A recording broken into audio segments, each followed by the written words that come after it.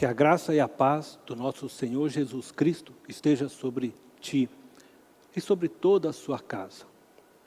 Hoje nós estamos encerrando o tema do nosso mês, nos passos de Jesus em tempo de pandemia. A nossa reflexão de hoje tem como tema Jesus diante o Getsemane. Mas antes de prosseguirmos nesta mensagem, eu quero convidar você a fechar os olhos e fazer uma oração junto comigo. Pai amado e eterno, eu quero te agradecer pela oportunidade que nos encontramos, mais uma vez, de aprendermos com a Tua Palavra. Oro agora, Deus, para que diminua eu, cresça o Senhor. Não permita, Deus, que eu fale qualquer coisa que provém de mim mesmo. Eu quero tão somente ser o canal para que a Tua voz se faça ouvida. Por isso, Senhor, eu me rendo inteiramente nas Tuas mãos. Em nome de Jesus. Amém. Após ter celebrado a última Páscoa e instituído a ceia do Senhor, a Bíblia diz que Jesus se dirigiu, para o Monte das Oliveiras, acompanhado de seus discípulos. Os 4 evangelhos, Mateus, Marcos, Lucas, João, eles narram este acontecimento, este momento em que Jesus esteve no Getsemane. E os 4 evangelhos nos contam tudo, com detalhes, daquele momento tão crucial para a história da igreja cristã. Naquele local, naquele jardim, alguns dizem ser um horto, Jesus tratou com seus discípulos, Jesus foi traído por Judas com um beijo, Jesus curou Malco, um soldado romano. Pedro havia cortado a orelha deste soldado e Jesus então curou. Naquele lugar, Jesus se entregou para ser preso, sem lutar, de forma voluntariosa aos soldados que lá foram para prendê-lo. Os relatos evangélicos nos revelam que o Getsemane era um jardim que ficava no sopé, na parte inferior do Monte das Oliveiras, onde havia uma prensa para extrair azeite. E esse é o significado da palavra Getsemane, deste nome, prensa de azeite. Muitos estudiosos dizem que Jesus foi ali prensado, emocionalmente, espiritualmente. O Getsemane ficava fora das muralhas de Jerusalém, a leste da cidade, no caminho para Betânia. Neste lugar, Jesus faz a oração mais difícil e certamente a mais dolorida de sua vida, conforme nós podemos ver em Mateus, capítulo 26, do verso 36 ao 44. Eu quero convidar você a me acompanhar nesta leitura.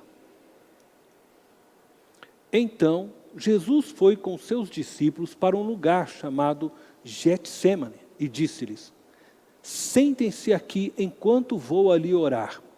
Levando consigo Pedro e os 2 filhos de Zebedeu, começou a entristecer-se e a angustiar-se.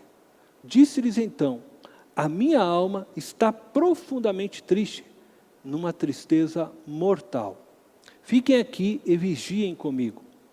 Indo um pouco mais adiante, prostrou-se com o rosto em terra e orou: meu Pai, se for possível, afasta de mim este cálice. Contudo, não seja como eu quero, mas sim como tu queres. Então voltou aos seus discípulos e os encontrou dormindo. Vocês não puderam vigiar comigo nem por 1 hora? Perguntou ele a Pedro. Vigiem e orem para que não caiam em tentação. O espírito está pronto, mas a carne é fraca. E retirou-se outra vez para orar. meu Pai, se não for possível afastar de mim este cálice, sem que eu o beba, faça-se a tua vontade. Quando voltou de novo, os encontrou dormindo, porque seus olhos estavam pesados. Então os deixou novamente e orou pela terceira vez, dizendo as mesmas palavras. A oração de Jesus nos revela que ele se encontrava em agonia profunda. A pressão psicológica era tão grande que um raro fenômeno aconteceu. Jesus suou sangue. Esse fenômeno é chamado na medicina de hematidrose. É descrito somente no Evangelho de Lucas, no capítulo 22, no verso 44. Lucas, sendo médico, não deixaria nem que um acontecimento tão impressionante e tão extraordinário naquele tempo fosse esquecido, passasse em branco. A hematidrose ela é um fenômeno raríssimo que ocorre apenas quando uma pessoa sofre um grande estresse emocional. Ela é causada pelo rompimento das finíssimas veias capilares que estão sob as glândulas sudoríparas.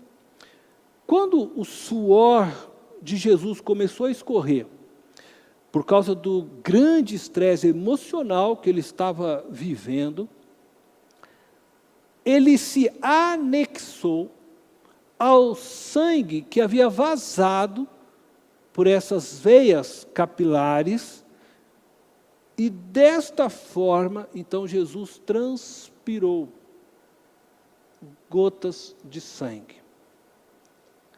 Este raro fenômeno, ele tem sido mais comum em nossos dias, devido ao estresse cada vez maior que a nossa sociedade impõe sobre as pessoas. O próprio Senhor Jesus, ele disse que a sua alma estava numa profunda tristeza. Ele diz, numa tristeza mortal. Certamente esta foi a causa que o levou, né, a transpirar sangue. A pergunta que devemos fazer é, o que levou Jesus a este estresse emocional? Sem dúvida, foi o cálice que ele estava para beber. Por 3 vezes, Jesus pediu ao Pai que, se fosse possível, afastasse dele aquele cálice. Mas o que seria o cálice referido por Jesus? O cálice mencionado por Jesus e que ele estava próximo a beber, se referia a todo o sofrimento que iria passar por causa da cruz. Mas não se referia ao sofrimento físico, ao sofrimento contemplado pelos homens antes de sua morte. Embora este sofrimento físico foi muito intenso, o cálice se referia, na verdade, a toda a dor que Jesus experimentou entre a sua morte e a ressurreição. Dor esta que homem algum podia ver. O que deixava Jesus horrorizado a ponto de pedir, Pai, se possível, afasta de mim este cálice? E por 3 vezes, diz o texto, ele fez a mesma oração, era a expectativa de ter de suportar todo o peso da ira de Deus ao carregar o pecado da humanidade sobre si. Paulo diz assim, aquele que não pecou, que nunca pecou, se fez pecado por nós. O caráter santo e justo de Deus exige o castigo pela iniquidade. A própria Bíblia afirma, o salário do pecado é a morte. Uma vez que o ser humano pecou, a consequência é a morte. e ela precisava ser paga. Dessa forma, Jesus então teria de enfrentar a morte, sabendo que estaria completamente abandonado da presença misericordiosa e amorosa do Pai. Todo o cálice da maldição divina por causa do pecado estava prestes a ser derramado sobre ele na cruz do Calvário. E ali, Jesus haveria de experimentar todo o horror do inferno para redimir a humanidade. O apóstolo Pedro escreve em sua epístola que Jesus desceu ao Hades. Na cruz, Jesus não gritou: meu Deus, está doendo. Nem mesmo disse: Pai, eu não quero morrer, me tire daqui. O grito de Jesus não foi por causa da dor física, humana, visível aos nossos olhos. O grito de Jesus foi: meu Deus, por que me abandonastes? Esse grito de angústia revela o extremo amargor do cálice que lhe foi dado a tomar. No Getsêmani, Jesus precisou, na verdade, escolher entre permanecer conectado com o Pai, desfrutando de sua comunhão plena, como sempre, em toda eternidade, ele desfrutava, mas isto significaria a nossa morte, ou morrer a nossa morte e receber então toda a ira do Pai sobre si, sofrendo a pior de todas as dores, a dor da ausência do Pai, por causa do nosso pecado. Essa foi a causa verdadeira da agonia de Jesus no Getsêmani, e não a dor física. O Getsêmani foi o lugar do desencontro da vontade de Deus Pai e da vontade de Jesus. O Getsêmani é por isso um lugar de luta, onde o Espírito de Jesus desejava fazer a vontade do Pai, mas a sua alma lutava ferozmente contra esta vontade. Não na vontade de não se submeter à cruz, mas ela não desejava abrir mão da comunhão do Pai, não desejava se ausentar sequer por um minuto do amor do Pai. Por isso nós podemos dizer que o Getsêmani é aquele momento crucial de nossas vidas, aquele ponto na história onde precisamos tomar uma decisão com extrema cautela, com profundo discernimento, porque esta decisão irá determinar o rumo da nossa história e com consequências profundas. E que talvez, provavelmente, não tenhamos mais como reverter aquilo que decidimos anteriormente. O Getsêmani é, por isso, um lugar de luta, onde o espírito e a alma lutam, como lutavam os gladiadores na arena de Roma. O lugar onde você precisa decidir qual vontade determinará o seu caminho, a vontade de Deus ou a sua vontade. A qual vontade você irá se render? A sua escolha apontará quem de fato é o Senhor da sua vida. Quem de fato ocupa a prioridade do seu viver. Muitas vezes nos encontramos no Getsêmani. Talvez você esteja agora no Getsêmani. Sua vontade e a vontade de Deus estão desencontradas. seu espírito e a sua alma estão em luta, e a sua oração, neste momento, pode ser o mesmo clamor de Jesus: Pai, se possível, afasta de mim este cálice. Você deseja que este sofrimento instalado na sua alma acabe logo.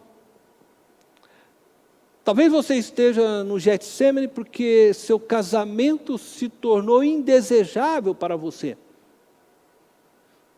Talvez você esteja no Getsemane porque sua esposa te traiu. Talvez porque o seu esposo, o seu marido, te traiu.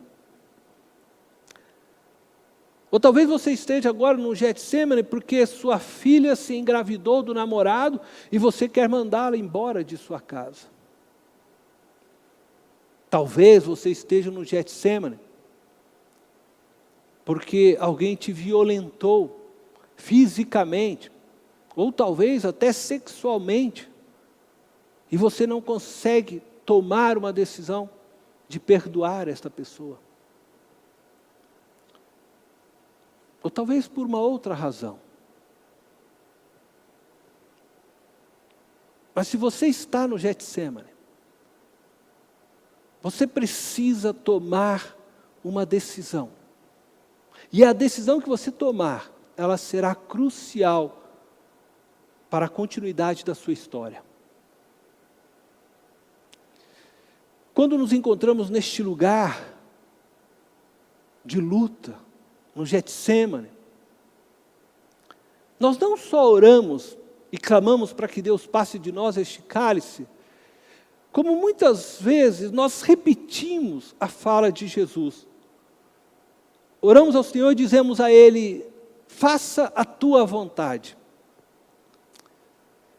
E ao dizermos isso, de fato, o que estamos fazendo, na grande maioria das vezes, quando nos encontramos neste lugar de luta entre nosso espírito e a nossa alma, entre a vontade de Deus e as nossas vontades, é, na verdade, jogar para Deus a responsabilidade da escolha.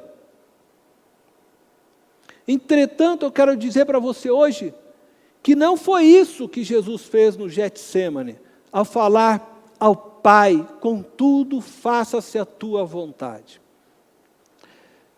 Jesus não estava jogando para Deus Pai a responsabilidade da escolha naquele momento decisivo de sua vida e de sua história. Jesus escolheu fazer a vontade do Pai, pois sabia que essa era a melhor escolha e que ele podia confiar plenamente no amor do Pai. Ainda que por um momento tivesse que suportar que sua comunhão fosse rompida por causa de nossos pecados. Jesus não foi para a cruz contrariado, Ele não foi para a cruz emburrado, e nem arrastado. Ele escolheu ir por amor ao Pai, e por amor a mim e a você. Quando estamos no Getsemane, neste lugar de luta entre nosso espírito e a nossa psique, as muitas vozes nos confundem. Entramos em agonia profunda. Queremos tomar a decisão correta, mas são tantas as implicações que muitas vezes não conseguimos discernir qual o caminho correto. Não conseguimos discernir qual é a voz de Deus e qual é a nossa voz. Mas eu quero te ajudar, te deixando aqui uma dica. Neste momento que você se encontra no Getsemane, lembre-se, Deus é amor. E toda a história de Deus com a humanidade é sustentada pelo amor. E talvez você esteja se perguntando: pastor, o que isto tem a ver com a pandemia? Eu penso que isso tem tudo a ver com a pandemia, pois a pandemia nos trouxe ao Getsêmani, a este lugar de luta, onde temos que tomar uma decisão crucial. Mas agora eu não estou mais falando de uma decisão crucial pessoal, mas de uma decisão crucial como igreja. A pandemia nos obrigou a lidarmos com uma realidade que já conhecíamos, mas que ignorávamos até este momento. Pois todos nós estávamos acomodados com a maneira de sermos igreja. Acredito que principalmente nós, pastores.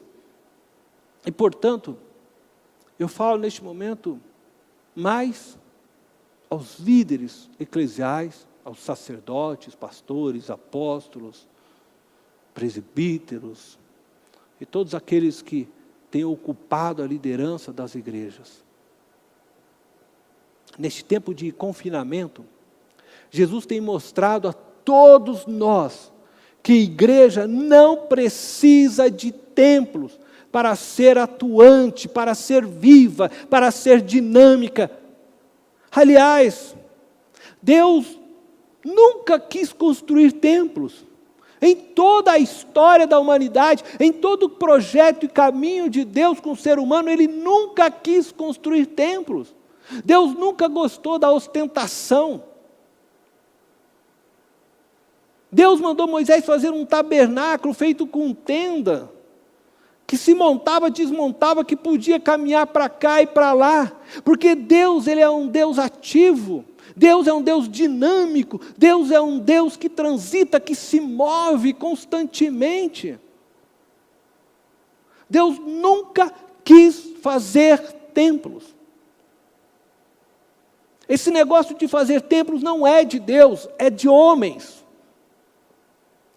E é interessante que Deus só permitiu a construção do templo feito por Salomão por insistência de Davi, a quem ele muito amava.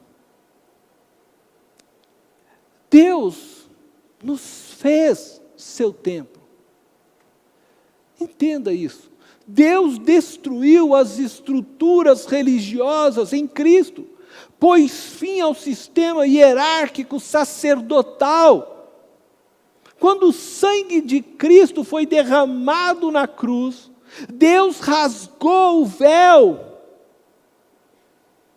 que fazia separação entre nós e Ele. Deus saiu do santo lugar e passou a morar em cada ser humano que professa Jesus Cristo como Senhor e Salvador de suas vidas. Com isso eu não estou dizendo que é errado ter templos, mas não é projeto de Deus ter templos. E assim como Deus ouviu a oração de Davi e permitiu que Davi construísse o templo de Salomão, Deus tem permitido que nós construamos hoje templos. Mas isso não é projeto dele, é projeto de homens. Homens gostam de construir coisas grandes. Homens gostam de fazer esse tipo de coisa para ficar lembrado depois na história. Daqui 50, 60, 100 anos vão dizer, olha o templo bonito que o pastor Cornélio construiu, deixou para nós. Os templos começaram a ser construídos a partir de Constantino. Os templos têm suas vantagens, é verdade. É muito bom poder ensinar a palavra de Deus a 100, 50, 200, 300, não sei o tamanho que for o templo, 4.000 pessoas ao mesmo tempo.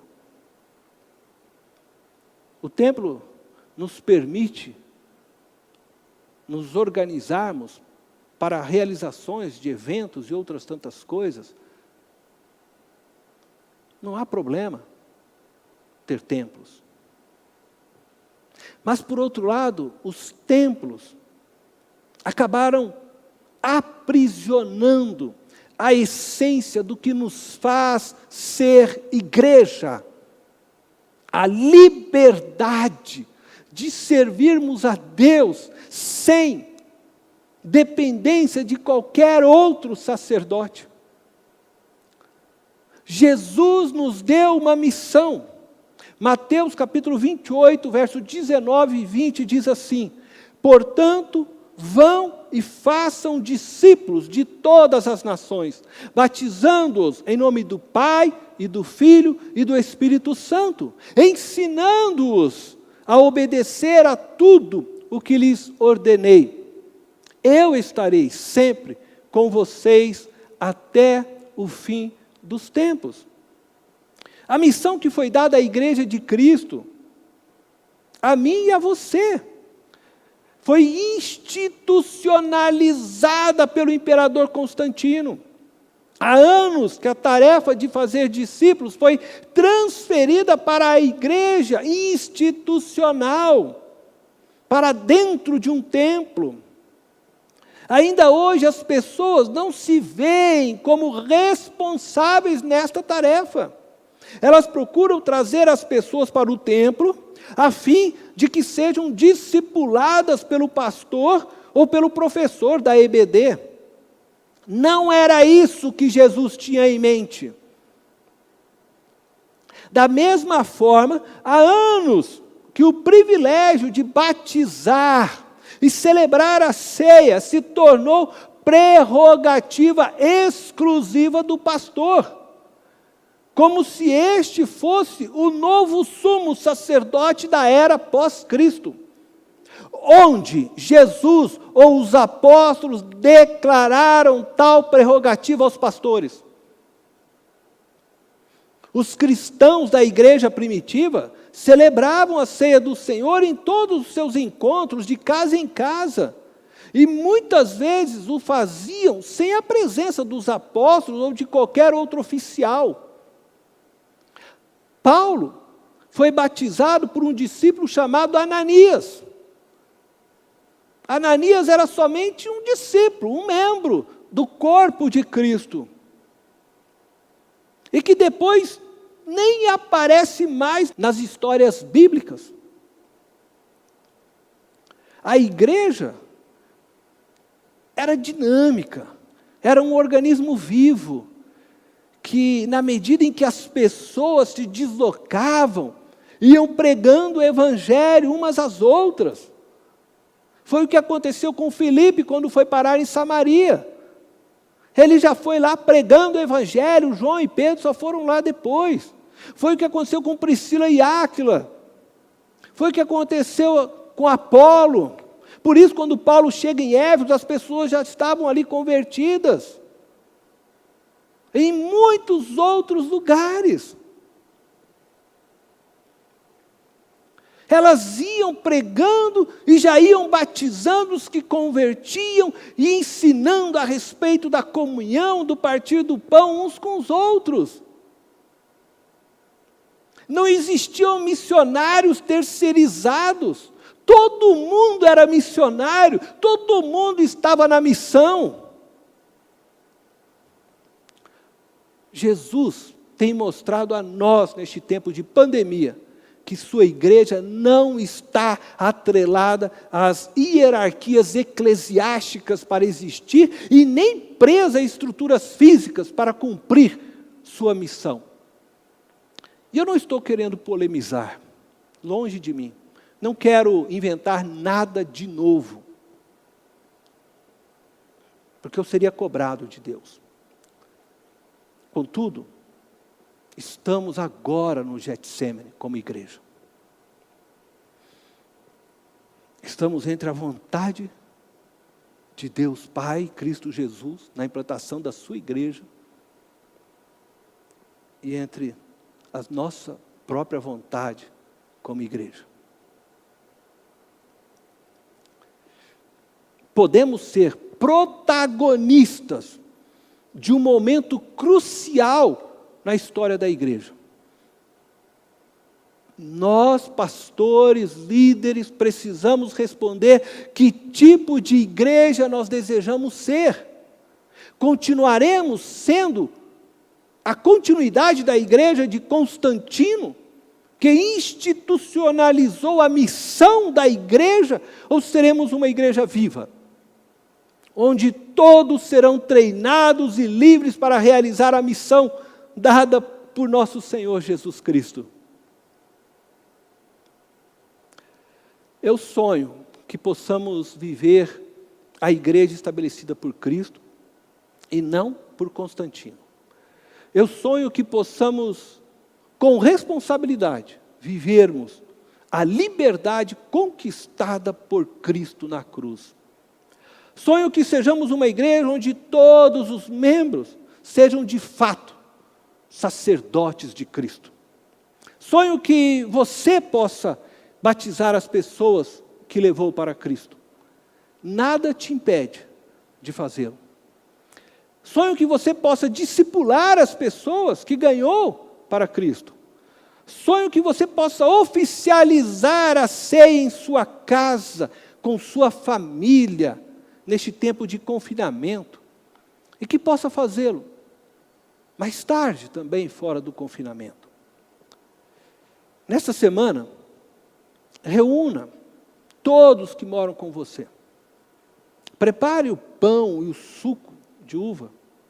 Ensine a eles o porquê celebramos a ceia do Senhor.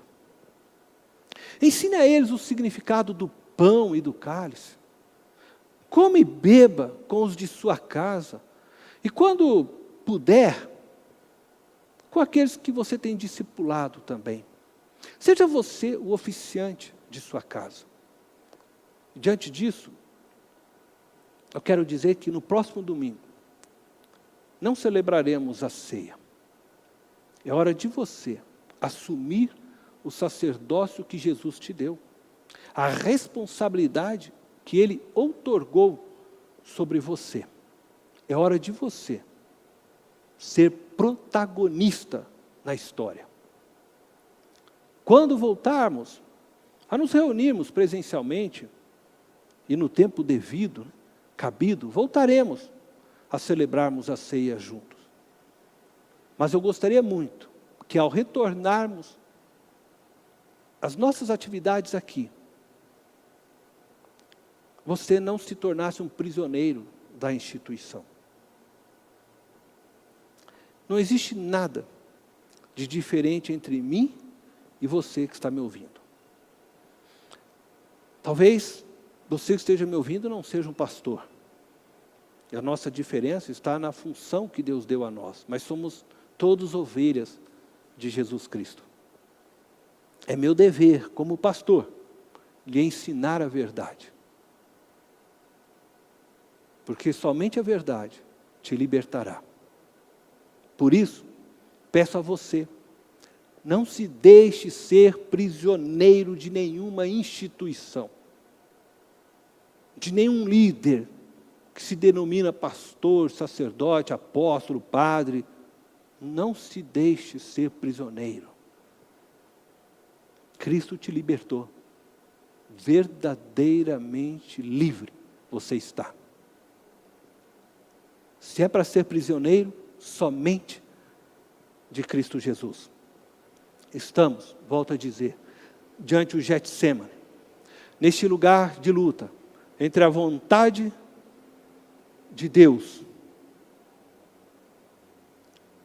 e a vontade de homens. Minha oração é para que possamos ser avivados e renovados pelo poder do Espírito Santo de Deus e reencontrarmos com responsabilidade a liberdade conquistada por Jesus na cruz. Deus te abençoe.